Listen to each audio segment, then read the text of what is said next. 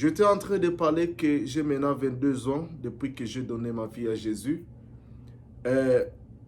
Dans ces 22 ans, Dieu m'a été fidèle.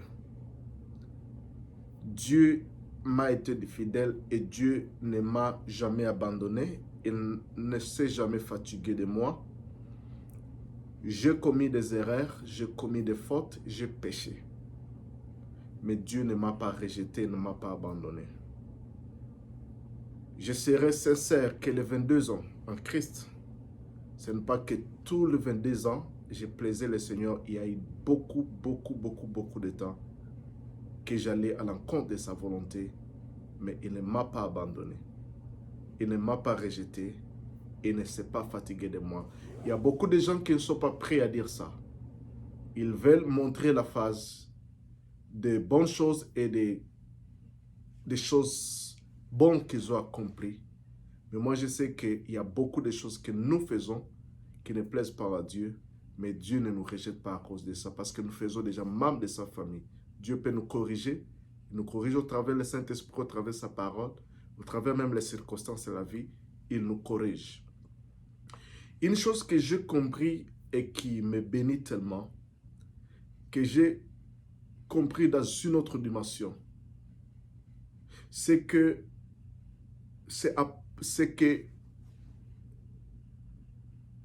la seule moyen pour plaire à Dieu, c'est vivre par la foi. La Bible dit que sans la foi, il est difficile de plaire à Dieu. La foi, c'est quelque chose qui plaise à Dieu. Beaucoup de gens, ils ne sont pas dans l'impudicité, dans les mensonges, dans l'ivrognerie. Mais ils déplaisent Dieu au travers leur unbelief. Comment est-ce que je peux le dire? L'incrédulité, par leur incrédulité, par leur doute. Douter, c'est un péché. L'incrédulité, ne pas croire, c'est un péché. Beaucoup de gens, parce que la Bible dit que nous marchons non pas par la vie, mais par la foi. Beaucoup de gens continuent à vivre dans le domaine de la vie. Ils veulent voir pour accepter. Ils vivent selon les 5 sens. Ils veulent goûter, ils veulent sentir, ils veulent voir, ils veulent toucher pour voir, pour accepter le fait ou la réalité. Mais la Bible dit que la foi est une ferme assurance des choses qu'on ne voit pas. La foi, c'est une assurance des choses qu'on ne voit pas. La foi, c'est une ferme assurance des choses qu'on ne voit pas et une démonstration des choses qu'on espère. Bien-aimé, cette maison ici, je l'ai achetée. Cette maison, je l'ai achetée au moins en 75 000 $. Et ça a maintenant la valeur de 86 000 $. Pour avoir cette maison, je devais avoir l'espérance. L'espérance, c'est au futur. Mais la foi vient donner la vie à l'espérance, aux choses que nous espérons. Alors, bien-aimé dans le Seigneur, c'est une ferme assurance des choses qu'on espère. J'avais l'assurance que j'aurais cette maison et je l'ai ici aux États-Unis. J'avais même, quand j'étais encore en Afrique, j'avais une ferme assurance que j'arriverai aux États-Unis, je vivrai aux États-Unis et j'aurai une vie là-bas aux États-Unis. J'ai une voiture, non pas une voiture, de voiture, j'ai une maison, j'ai la famille, j'ai les enfants. Alors, bien-aimé dans le Seigneur, j'ai compris ces choses par rapport à ce qui s'est passé dans la vie de Jésus dans Marc chapitre 11, verset 11. La Bible dit, Jésus entra à Jérusalem dans les temples. Quand il eut tout considéré, comme il était déjà tard, il s'en alla à Béthanie avec les 12. Le lendemain, après qu'ils furent sortis de Béthanie, Jésus eut faim. Apercevant de loin une figuier qui avait des feuilles, il alla voir s'il était s'il trouvait quelque chose. Et ça ne t'a approché, il ne trouva que des feuilles, car ce n'était pas la saison de figuier. Prenant la parole, prenant alors la parole, il lui dit que jamais personne ne mange de ton fruit. Et ses disciples l'attendirent. Il arriva à Jérusalem et Jésus entra dans le temple et se mit à chasser tout. Verset 20. Le matin à passant, le lendemain, le matin à passant, les disciples vers le figuier sèche jusqu'aux racines. Ici, nous voyons, Jésus a parlé à l'arbre. Il a maudit l'arbre. Il s'est approché, tu connais l'histoire, il s'est approché du figuier pour manger de ses fruits, mais il ne trouva rien sur cet arbre. Il maudit l'arbre. Il dit que personne ne mange jamais de ton fruit. Parce que, bien aimé, tu dois comprendre que chaque chose écoute. Tu peux parler au vent. Jésus avait parlé au vent. Les vents ont les oreilles, les arbres ont les oreilles, les circonstances ont les oreilles, les maladies ont les oreilles. Tout ce qui peut t'arriver, tu peux parler, tu peux confesser et parler, communiquer aux circonstances, communiquer aux problèmes, communiquer avec le vent, communiquer avec la pluie. Alors il dit que personne ne mange jamais de ton fruit. Rien ne s'est passé. Jésus, Dieu lui-même dans la chair, il a dit quelque chose, mais dans la réalité, rien ne s'est passé, rien n'était vu. Mais Jésus, comme lui, il a la foi, il connaît déjà que quelque chose a commencé à l'heure même où il a dit que personne ne mange de ton fruit. Spirituellement par là, Jésus a été exaucé par Dieu. Parce qu'il a dit même à la tombe de Lazare, je te bénis Père parce que tu m'exauces toujours. Dieu exauçait toujours Jésus. C'est-à-dire Jésus a été exaucé, mais la manifestation de l'exaucement n'était pas encore visible.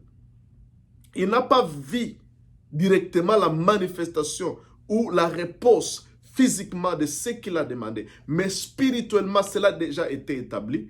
Il a reçu ce qu'il a demandé du Père. Et la Bible dit que le lendemain matin, les disciples ont constaté que le figuier que Jésus avait maudit était déjà sèche. Par là, nous comprenons que les disciples, comme ils étaient encore dans le domaine de la chair, ils ont vu après. Mais Jésus, lui, il a vu à la même minute. Il a vu à la même minute que l'arbre était sèche. Quoique les feuilles étaient encore sur l'arbre. Alors laisse-moi te dire, bien-aimé, que j'ai appris dans mes 22 ans dans le Seigneur que toutes les prières que nous adressons à Dieu, Dieu les écoute. La prière que tu avais faite il y a 20 ans, que tu avais faite il y a 15 ans, bien-aimé, Dieu t'écoute. Il t'exauce. Il t'a déjà exaucé. Mais la manifestation de ce que tu as demandé peut-être n'est pas encore visible. Même Abraham, Dieu lui a donné, il a changé son nom. Il a dit, ton nom n'est plus Abraham, ton nom sera Abraham. Abraham veut dire père de la multitude. Dieu voyait déjà la multitude en Abraham. Et Abraham a accepté ce nom. Et Abraham, qui n'avait pas même un enfant, partout où on le trouvait dans les quartiers, on l'appelait père de la multitude, parce que Abraham veut dire père de la multitude. Il était devenu père de la multitude, quoiqu'il n'avait pas encore vu la multitude. C'est ça la foi. Alors, quand les disciples ont vu ces choses-là, ils ont dit, le matin passant, les disciples vers le figuier séché jusqu'aux racines. Pierre se rappela qu'il s'était passé, dit à Jésus, Rabbi, regarde le figuier que tu as maudit à sécher. Jésus prit la parole et leur dit, ayez foi en Dieu. Ayez foi en Dieu. Bien-aimés dans le Seigneur, Jésus voulait montrer comment cet arbre a séché. Si cet arbre a séché, c'est parce que Jésus avait la foi en Dieu. Et la foi ne marche pas par la vie. La foi, c'est une ferme assurance des choses qu'on espère et une démonstration des choses qu'on ne voit pas. Jésus savait déjà que l'arbre a séché parce qu'il avait la foi à Dieu. Il avait ce qu'il a dit. Il savait que tout ce qu'il a dit, cela arrivera. Bien-aimés dans le Seigneur, ce qui nous manque, ce qui fait retarder ce que Dieu nous a déjà donné, c'est notre incrédulité et le doute.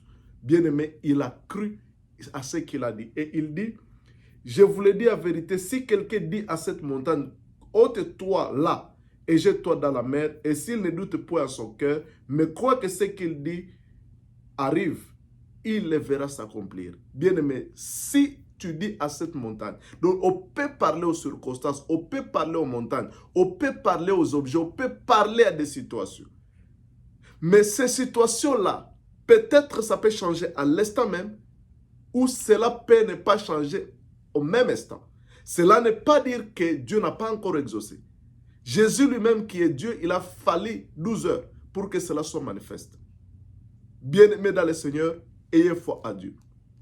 Il dit, si tu dis, jette-toi dans la mer, et s'il ne doute point à son cœur, mais crois que ce qu'il dit arrive. Ce qu'il dit, il ne dit pas que ce qu'il dit arrivera, et ce qu'il dit arrive. Ce que tu dis, ce que tu déclares dans tes prières, arrive à l'heure même. Il le verra s'accomplir. Donc, quand tu crois que ce que je viens de dire, cette prière que je viens d'adresser à Dieu, Dieu vient de m'exaucer, tu le verras. Il y a le temps entre recevoir et la manifestation de ce que tu as reçu.